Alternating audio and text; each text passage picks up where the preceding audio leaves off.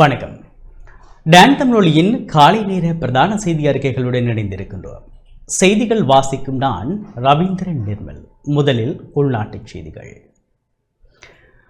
நாட்டின் பாதுகாப்பு குறித்து எந்த பிரச்சனையும் இல்லை என பொது பாதுகாப்பு அமைச்சர் ஆனந்த விஜயபால தெரிவித்துள்ளார். இந்தியா மற்றும் பாகிஸ்தானில் நிகழ்ந்த குண்டுவெடிப்புகளால் இலங்கைக்கு எந்தவிதமான அச்சுறுத்தல்களும் இல்லை என பொது பாதுகாப்பு மற்றும் நாடாளுமன்ற விவகார அமைச்சர் ஆனந்த விஜயபால தெரிவித்துள்ளார். ஊடகங்களுக்கு கருத்து தெரிவிக்கும் போதே அவர் இதனை தெரிவித்தார். தற்போது அத்தகைய அச்சுறுத்தல் குறித்த தகவல் எதுவும் வெளியாகவில்லை. இலங்கையின் புலனாய்வு பிரிவுகள் தீவிரமாக செயற்படுகின்றன. நமது பாதுகாப்பு படைகள், குறிப்பாக முப்படைகள் மற்றும் போலீசார் தேசிய பாதுகாப்பு குறித்து விசேட கவனம் செலுத்துகின்றனர். எனவே தேசிய பாதுகாப்பு குறித்து எந்த பிரச்சனையும் இல்லை என குறிப்பிட்டார். மேலும் வெளிநாட்டில் உள்ள போதைப்பொருள் கடத்தல்காரர்கள் குறித்து எழுப்பப்பட்ட கேள்விக்கு பதிலளித்த அமைச்சர், போதைப்பொருள் கடத்தலில் ஈடுபடும் சில குழுக்கள் அதிலிருந்து வெளியேற விரும்புகின்றன என குறிப்பிட்டார். மேலும் கடத்தலில் ஈடுபடுபவர்கள் அதிலிருந்து வெளியேற முயற்சிப்பது ஒரு நல்ல நிலைமை எனவும் தெரிவித்தார்.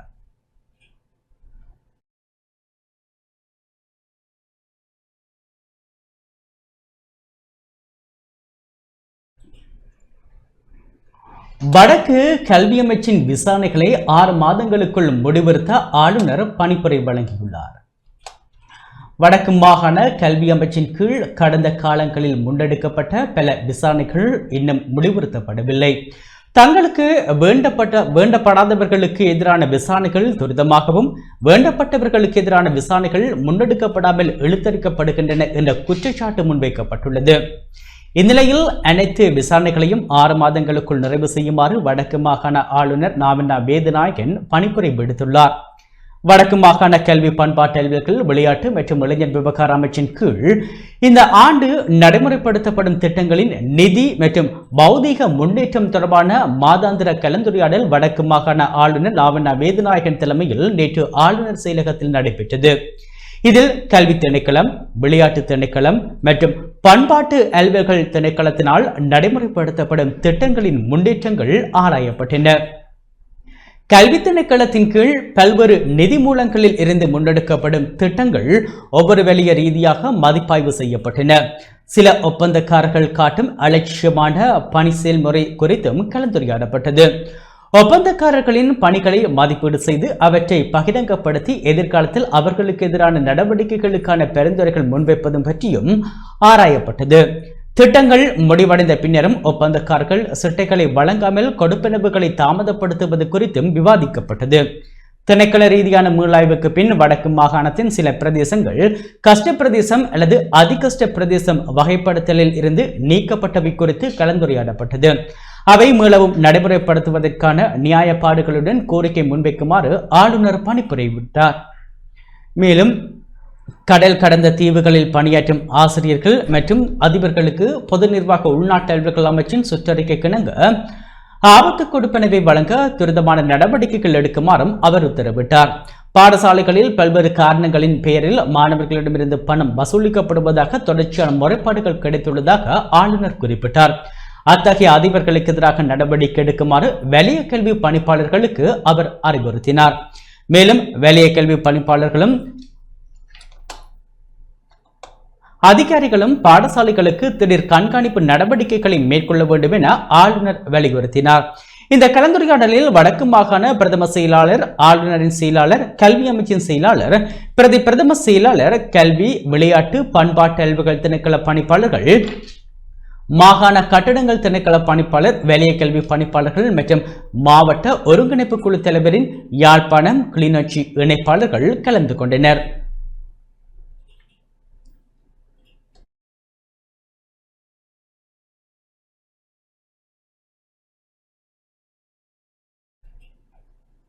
யாழ்ப்பாணத்தில் புதிய உள்ளக விளையாட்டு அரங்கை நிர்மாணிக்க அமைச்சரவை அனுமதி வழங்கியுள்ளதாக அமைச்சர் நலிந்த ஜெதிச தெரிவித்துள்ளார்.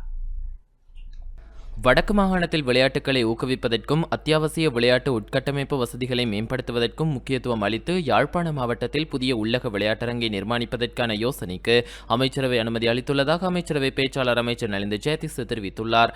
அமைச்சரவை தீர்மானங்களை அறிவிக்கும் வாராந்த செய்தியாளர் சந்திப்பில் கலந்து கொண்டு உரையாற்றிய போதே அவர் இதனை குறிப்பிட்டுள்ளார். සංවර්ධන මූල්‍ය සංස්ථා බැංකුව සහ வடக்கு மாகாணத்தில் உள்ள பாடசாலைகள் மற்றும் விளையாட்டுக் கழகங்களுக்கு இடையில் உள்ளக விளையாட்டுகளை அபிவிருத்தி செய்வதை இந்த திட்டம் நோக்கமாக கொண்டுள்ளது. மேசைப்பந்து, டென்னிஸ், பூப்பந்து, வலைப்பந்து மற்றும் சதுரங்கம் போன்ற உள்ளக விளையாட்டுகளுக்கு தேவையான வசதிகள் இந்த விளையாட்டரங்கில் ஏற்படுத்தப்பட உள்ளன. இதற்காக விளையாட்டு மற்றும் இளைஞர் விவகார அமைச்சர் சமர்ப்பித்த இந்த யோசனைக்கு அமைச்சரவை அங்கீகாரம் வழங்கியுள்ளது. இந்த நவீன உள்ளக விளையாட்டரங்கை நிர்மாணிப்பதற்கு 170 மில்லியன் ரூபாய்கள் செலவாகும் என மதிப்பிடப்பட்டுள்ளது. வடக்கு மாகாணத்தில் விளையாட்டு திறமைகளை வளர்ப்பதற்கும் இளைஞர்கள் மத்தியில் ஆரோக்கியமான பொழுதுபோக்குகளை ஊக்குவிப்பதற்கும் இந்த உள்ளக விளையாட்டரங்கு ஒரு முக்கிய தளமாக அமையும் என எதிர்பார்க்கப்படுகிறது. මෙම බැංකු ද්විත්වයේම කුඩා වෙළඳපොළ කොටසක් සහිත பல்கலைக்கழக சட்டத்தை திருத்தம் செய்ய அமைச்சரவை அனுமதி வழங்கியுள்ளது. 1978 ஆண்டின் 16ஆம் இலக்க பல்கலைக்கழக சட்டத்தை திருத்தம் செய்வதற்கும் அமைச்சரவை அனுமதி வழங்கியுள்ளதாக அமைச்சரவை பேச்சாளர் அமைச்சர் நலிந்த ஜெயதிஸ் தெரிவித்துள்ளார். 1978 ஆண்டின் 16ஆம் இலக்க பல்கலைக்கழக சட்டத்தை திருத்தம் செய்வதற்கு அமைச்சரவை அனுமதி வழங்கியுள்ளதாக அமைச்சரவை பேச்சாளர் அமைச்சர் நலிந்த ஜெயதிஸ் தெரிவித்துள்ளார். அமைச்சரவை தீர்மானங்களை அறிவிக்கும் வாராந்த செய்தியாளர் சந்திப்பில் கலந்து கொண்டு உரையாற்றிய போதே அவர் இதனை குறிப்பிட்டுள்ளார். டிஜிட்டல் பரிவர்த்தனை சகாய வன இது தொடர்பான சட்டவரைஞரால் தயாரிக்கப்பட்டுள்ள திருத்த சட்டமூலத்திற்கு சட்டமாதிபரின் அனுமதி கிடைக்கப்பெற்றுள்ளது.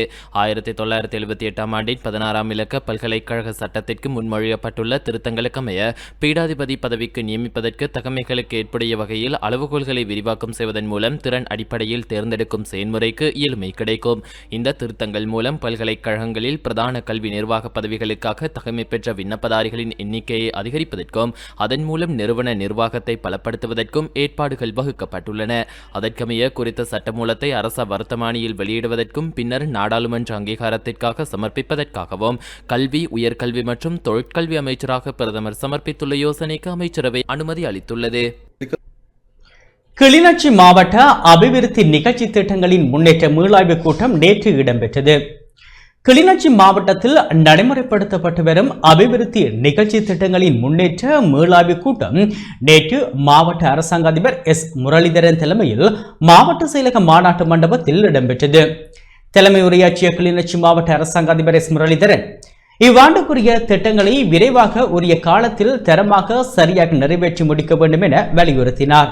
கிளிநொச்சி மாவட்டத்தில் மேற்கொள்ளப்படும் வீதி அபிவிருத்தி திட்டங்கள், பரமந்தனாறு சமூக பண்ணை நீர் இணைப்புகள் வழங்கல், மின்சார இணைப்புகள் வழங்கல், உலக உணவு திட்டங்கள், விவசாய அபிவிருத்தி திட்டம், வீடமைப்பு திட்டம், பன்முகப்படுத்தப்பட்ட வரவு செலவு திட்ட வேலை திட்டங்கள், மாவட்ட அபிவிருத்தி நிகழ்ச்சி திட்டம், பிரஜாசக்தி, சமூக பாதுகாப்பு நிதியம், நகர திட்டம் போன்ற திட்டங்களின் முன்னேற்றம் குறித்து மீளாய்வு செய்யப்பட்டதுடன் அவற்றை துரிதமாக பூர்த்தி செய்வதற்கான ஆலோசனைகளும் வழங்கப்பட்டன.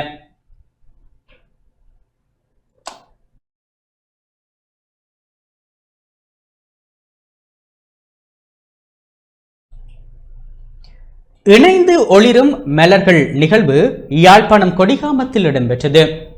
யாழ் சமூக செயற்பாட்டு மையத்தின் ஏற்பாட்டில் இணைந்து ஒளிரும் மலர்கள் நிகழ்வு நேற்று யாழ்ப்பாணம் கொடிகாமத்தில் இடம்பெற்றது. பிரதம விருந்தினராக வடக்கு மாகாண ஆளுநர் நாவண்ணா வேதநாயகன் பங்கேற்றார். இங்கு உரையாற்றிய ஆளுநர் வரவு செலவு திட்டத்தில் மாற்றுத்திறனாளிகளுக்கு அதிகளவு நிதி ஒதுக்கப்பட்டுள்ளதாகவும், நாம் திட்டங்களை முன்வைத்தாலும் அதற்கும் நிதி ஒதுக்குவதற்கு அரசாங்கம் தயாராக இருப்பதாகவும் தெரிவித்தார். இதனால் அனைத்து நிறுவனங்களும் ஒன்றிணைந்து பொது வேலை திட்டத்தை வடக்கு மாகாணத்தில் நடைமுறைப்படுத்த முன்வர வேண்டும் என வடக்கு மாகாண ஆளுநர் நாவண்ணா வேதநாயகன் கேட்டுக்கொண்டார். இந்த நிகழ்வில் யாழ் சமூக செயற்பாட்டு மையத்தின் ஆளுநர் சபை தலைவரும் யாழ் பல்கலைக்கழக மருத்துவ பீட பீடாதிபதியுமான ராவண்ண சுரேந்திரகுமாரன், யாழ்ப்பாணம் போதனா வைத்தியசாலை உள மருத்துவ நிபுணர் எஸ் சிவதாஸ், யாழ்ப்பாண பல்கலைக்கழக சட்டப்பீட தலைவர் திருமதி கோசலை மதன் உள்ளிட்ட பலர் பங்கேற்றனர். இப்பொழுது எங்களுக்கு ஒரு சந்தர்ப்பம் இருக்கிறது. திட்டங்களை நாங்கள் தயாரித்துவமாக இருந்தால் அந்த திட்டங்களுக்கான நிதியை பெற்றுக்கொள்ளக்கூடிய தன்மையும் எங்களுக்கு இருக்கிறது. இப்பொழுது மிக முக்கியமாக இருக்கிறது. அது மட்டுமல்ல, இந்த அரசாங்கம் கூடுதலாக இந்த வடக்கு கிழக்கிலே இவ்வாறான செயற்பாடுகளுக்கு செய்வதற்கு பல நிதிகளை இந்த பட்ஜெட்டுக்கு மேலால் கூட நாங்கள் எடுக்கக்கூடியதாக இருக்கின்றது. அந்த வகையிலே நாங்கள் அதை செய்ய வேண்டும். எல்லாரும் இணைந்து செய்தால்தான் இந்த செயற்பாடுகள் நாங்கள் இந்த சமூக விரோத செயற்பாடுகளை நிறுத்துவது மட்டுமல்ல, அந்த பிள்ளைகளை நாங்கள் ஒரு மேல்நிலைக்கு கொண்டு வர வேண்டிய பொறுப்பு இருக்கிறது. அதிலிருந்து அவர்களை விரோத செயல்களிலிருந்து அவர்களை மேம்படுத்தி மேல்நிலைக்கு கொண்டு வர வேண்டிய தேவை இருக்கிறது. அவை நாங்கள் அந்த தொடர்ச்சியாக ஜசாக் நிறுவனத்துடன் நாங்கள் இணைந்து தொடர்ந்து வேலை செய்வதற்கு நாங்கள் தயாராக இருக்கிறோம். அவை அவர் தொடர்ந்து செய்வோம். பன்மைத்துவத்தை ஏற்றுக்கொள்ளுதல், அதை மதிப்பளித்தல், அதனை நிவர்த்தி செய்வதற்கான அல்லது பன்மைத்துவம் ஒருபோதும் பாரபட்சமாக மாறாமையை உறுதி செய்வதற்கான தயக்கம் கிராமப்புற பாடசாலைகளில் மாத்திரமல்ல பல்கலைக்கழகங்களிலும் இருக்கின்றன. ஆகவே பரந்த முன்னெடுப்புகள் மூலமாக மாற்றங்களை ஏற்படுத்துவதற்கான ஒரு தேவை இந்த உட்படுத்தல் கல்வி என்கிற கோட்பாட்டினூடாக வலியுறுத்தப்படுகிறது. அதை நாங்கள் அனைவரும் நாங்கள் சார்ந்த துறைகளிலே மிக அதிக முக்கியத்துவம் வழங்கி செயல்படுத்த வேண்டும். எங்களுடைய தனி பொறுப்பையும் கூட்டு பொறுப்பையும் மிகச் சரியாக புரிந்து கொண்டவர்களாக நாங்கள் மாறி அதை செயற்படுத்துபவர்களாகவும் இருக்க வேண்டும். வடமாகாணம் கிட்டத்தட்ட 22,000 பேரை கிட்ட விசேட தேவை உள்ளவர்களை அடையாளப்படுத்தியிருக்கிறார்கள். அவர்களுக்கு இந்தியாவில் அவர்களுக்கு எவ்வாறு உதவி செய்யலாம் என்றதுக்கு நல்ல ஒரு திட்டம் இருக்குது. அதாவது ஸ்கோரிங் மாடலிங் செய்து அதன்படி கூடிய தேவை இருக்கிறவருக்கு உடனடியாக தேவை கிடைக்கக்கூடிய மாதிரி என்ன மாதிரி தேவைகள் கிடைக்கலாம் என்றதை பற்றி செய்வதற்கும் அதிலும் நாங்கள் அந்த வேலையை செய்து கொண்டிருக்கின்றோம். அநேகமாக இன்னும் 2 மாதத்துக்குள் அந்த பணியை செய்து ஒரு வடமாகாணத்துக்கு ஒரு திட்டத்தை கொடுக்கக்கூடியதாக இருக்கும். சிரேஷ்ட மாணவ தலைவர்களின் சிறுவர் பாதுகாப்பு தொடர்பான மாவட்ட மட்ட மாநாட்டு கலந்துரையாடல் நேற்று கிளிநொச்சியில் இடம்பெற்றது.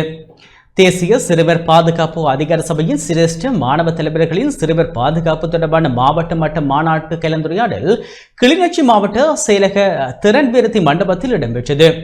இதில் தெரிவு செய்யப்பட்ட பாடசாலைகளின் சிரேஷ்ட மாணவ தலைவர்கள் பங்கேற்றனர். இதன்போது மாவட்ட சிறுவர் பாதுகாப்பு அதிகார சபை உத்தியோகத்தர் பங்கேற்று கருத்துரைகளை வழங்கினார்.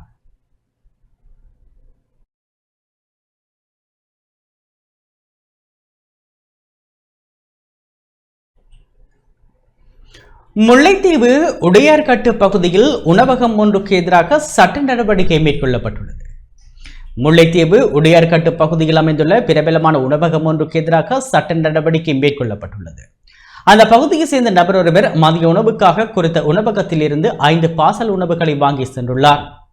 பின்னர் உணவை சாப்பிடும் போது உணவில் வழங்கப்பட்டிருந்த மீன் பொரியலுக்குள் புழுக்கள் இருப்பது கண்டறியப்பட்டது. இதனால் அதிர்ச்சியடைந்த அவர் உடனடியாக சுகாதார பரிசோதகருக்கு தகவல் வழங்கினார். சம்பவ இடத்திற்கு சென்ற சுகாதார அதிகாரிகள் உணவகத்தை பரிசோதித்து சுகாதார விதிமுறைகளை மீறியதாக கண்டறிந்தனர். தொடர்ந்து குறித்த உணவகம் மீது சுகாதார பிரிவினரால் வழக்கு தாக்கல் செய்யப்பட்டுள்ளது.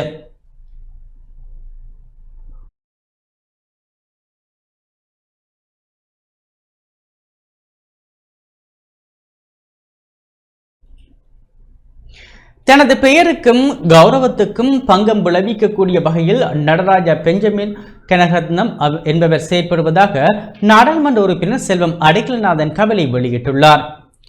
தனது பெயருக்கும் கௌரவத்துக்கும் பங்கம் விளைவிக்கக்கூடிய வகையிலும் அரசியலில் இருந்து ஒதுக்கத்தக்கக்கூடிய வகையிலும் இணைய வழி மூலம் பல குற்றச்சாட்டுகளை முன்வைத்துள்ள நடராஜ பெஞ்சமின் கனகரத்னம் என்பவருக்கு எதிராக சட்டத்தரணியூடாக கோரிக்கை கடிதம் ஒன்றை அனுப்பி வைத்துள்ளதாக நாடாளுமன்ற உறுப்பினர் செல்வம் அடைக்கலநாதன் தெரிவித்துள்ளார். நேற்று மன்னரில் ஊடகங்களுக்கு கருத்து வெளியிடுகையில் இந்த விடயத்தை குறிப்பிட்டார். இணையதளத்தின் ஊடாக 2-3 நாட்களாக எனக்கு பங்கம் விளைவிக்கின்ற அரசியலிலிருந்து ஒதுக்கப்படுகிற வகையிலே மக்களுடைய அரவணைப்பை நீக்குகின்ற வகையிலே திருவாளர் நடராஜன் பெஞ்சமின் கனகரட்னம் அவர்கள் பல குற்றச்சாட்டுகளை முன்வைத்திருக்கிறார். அவருக்கு நான் கோரிக்கை கடிதம் ஒன்றை எனது சட்டத்தரணியின் ஊடாக அனுப்பி வைத்திருக்கிறேன். 5 கோடி ரூபாய் நஷ்டஈடாக அவரிடம் கோரியிருக்கின்றேன். இது எனது அரசியல் வாழ்க்கையிலே மிகவும் ஒரு ஆதாள பாதாளத்துக்கு செல்லுகின்ற சூழலை உருவாக்குகின்ற வகையிலே அவர் தனது கருத்துக்களை சொல்லியிருக்கிறார். உண்மைக்கு புறம்பான கருத்துக்களை சொல்லியிருக்கிறார். நான் நிச்சயமாக நீதிமன்றம் செல்ல இருக்கிறேன். அவருடைய முறைப்பாடுகளை நீதிமன்றத்திலே நிரூபிக்குமாறு நான் கேட்டுக்கொள்கிறேன். இந்த நிமிடம் வரைக்கும் இலங்கையிலே எந்த நீதிமன்றத்திலோ அல்லது போலீஸ் திணைக்களத்துக்கோ எந்த ஒரு முறைப்பாடும் எனக்கு இருக்கவில்லை என்பதை நான் இங்கு குறிப்பிட விரும்புகின்றேன். ஆகவே திருவாளர் நடராஜன் பெஞ்சமின் கருணாரட்னம் அவர்கள் நீதிமன்றத்திற்கு தனது ஆதாரங்களை நிரூபிக்க வேண்டும். அதை நான் சந்திக்க தயாராக இருக்கிறேன் என்பதை குறிப்பிட விரும்புகிறேன். மன்னார் பள்ளிமுனை பிரதான வீதியில் உள்ள சில உணவகங்கள் மீது சட்ட நடவடிக்கை மேற்கொள்ளப்பட உள்ளது. மன்னார் பள்ளிமுனை பிரதான வீதியில் உள்ள சில உணவகங்கள் சுகாதார சீர்கேட்டுடன் இயங்கி வந்த நிலையில் சட்ட நடவடிக்கை மேற்கொள்ளப்பட உள்ளது.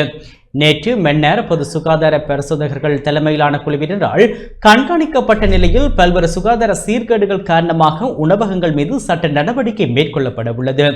பள்ளிமுனை பிரதான வீதி வங்கிக்கு அருகில் அமைந்திருக்கும் குறித்த உணவகங்கள் உரிய முறையில் சுகாதார விதிமுறைகளை பின்பற்றாமல் அசுத்தமாக உணவுகள் தயாரிக்கப்பட்டு மக்களுக்கு விற்பனை செய்யப்பட்ட நிலையில் மன்னார் பொது சுகாதார வைத்திய அதிகாரி பணிமனை பொது சுகாதார பரிசோதகர் மற்றும் ஊழியர்களின் ஒத்துழைப்புடன் சுற்றிவளைப்பு மேற்கொள்ளப்பட்டது.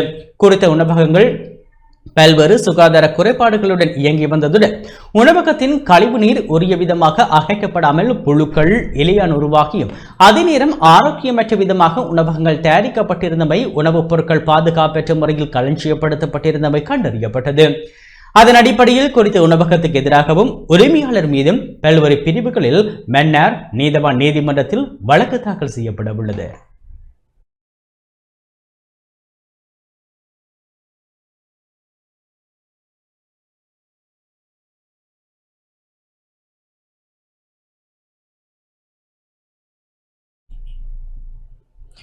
டான் தொலைக்காட்சியின் ஊடகவியலாளரும் நிகழ்ச்சி தொகுப்பாளருமான புலேந்திரன் சுலக்சன் ஜனாதிபதி ஊடக விருதை பெற்றுக் கொண்டார். டான் தொலைக்காட்சியின் ஊடகவியலாளரும் ஸ்பாட்லைட் நிகழ்ச்சியின் தொகுப்பாளருமான புலேந்திரன் சுலக்சன் ஜனாதிபதி ஊடக விருது வழங்கும் விழாவில் தொலைக்காட்சி பிரிவில் வேடத்தின் சிறந்த தமிழ் மொழி மூல நிகழ்ச்சி தொகுப்பாளருக்கான நடுவர் குழாத்தின் விசேட விருதை நேற்று பெற்றுக் கொண்டார். சிறந்த தமிழ் மொழி மூல நிகழ்ச்சி தொகுப்பாளருக்கான நடுவர் குழாத்தின் விசேட விருதை சக்தி தொலைக்காட்சியில் மின்னல் நிகழ்ச்சியை தொகுத்து வழங்கும் ராஜேந்திரன் கோகுல்நாத்தும் பெற்றுக் கொண்டிருந்தார். புலேந்திரன் சுலக்ஷன் டான் தமிழொலியில் ஒளிபரப்பாகும் ஸ்பாட்லைட் நிகழ்ச்சி தொகுத்து வழங்கி வருகின்றார். சுகாதார மற்றும் வெகுஜன ஊடக அமைச்சின் ஏற்பாட்டில் பிரதமர் ஹரணி அமரசூரிய தலைமையில் 2025 ஆண்டுக்கான ஜனாதிபதி ஊடக விருது வழங்கும் நிகழ்வு கொழும்பு தாமரை தடாக கலையரங்கில் நேற்று பிற்பகல் நடைபெற்றது. பிரதம விருந்தினராக அமைச்சர் நளின் ஜெயதிச கலந்து சிறப்பித்தார். இந்த நிகழ்விலேயே வேடத்தின் சிறந்த தமிழ் மொழி மூல நிகழ்ச்சி தொகுப்பாளருக்கான நடுவர் குழாத்தின் விசேட விருதை ஸ்பாட்லைட் நிகழ்ச்சிக்காக ஊடகவியலாளர் புலேந்திரன் சுலக்சன் பெற்றுக் கொண்டார். சிறந்த புலனாய்வு செய்திக்கான ஜனாதிபதி ஊடக விருதுக்காக ஊடகவியலாளர் சுலக்சன் தயாரித்த டான் தமிழொலியில் ஒளிபரப்பாகிய சாட்சிய நிகழ்ச்சியும் சமர்ப்பிக்கப்பட்ட நிலையில் சிறந்த புலனாய்வு செய்திக்கான முதல் 3 இடங்களுக்கான தெரிவு பட்டியலில் சாட்சியம் நிகழ்ச்சியும் இடம்பெற்றிருந்தது. சிறந்த ஆவணப்படத்துக்கான ஜனாதிபதி ஊடக விருதுக்காக டான் தொலைக்காட்சி குழுமம் வேடாந்த வழங்கும் சாதனை தமிழன் விருதுக்கான முன்னேற்ற காணொலியும் சுலக்ஷனால் சமர்ப்பிக்கப்பட்ட நிலையில் அதுவும் தெரிவு பட்டியலில் முதல் 3 இடங்களுக்குள் இடம்பெற்றிருந்தமை சிறப்பம்சமாகும்.